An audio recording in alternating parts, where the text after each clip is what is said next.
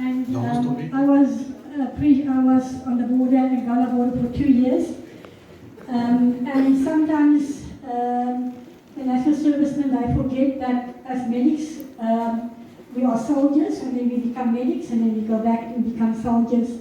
And there was an incident, my late husband was a colonel, and he was in charge of Bonamba Hospital, anesthetic. And he used to explain to the ops medics, they were like doctors, they were awesome and saved many lives, and I have such a lot of respect for them.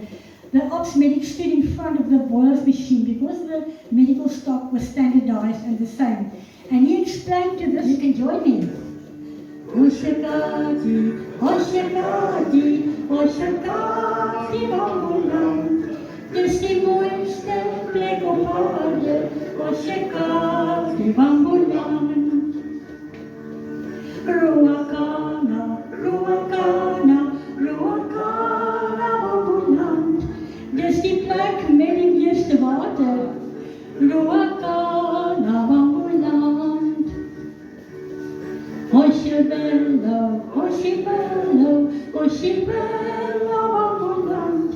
Dis die plek met die meeste vrye, Oshibello, Bambuland. Niemand wil my antwoord nie, maar kom ek sê vir julle waar, ons begin by die begin. Ek het 'n paar maande terug het ek betrokke geraak by die weermagveterane. My komitee se voorstel was dat ons op 'n maandelikse basis by mekaar kom op hierdie stadium. 3 weke terug is hy oorlede.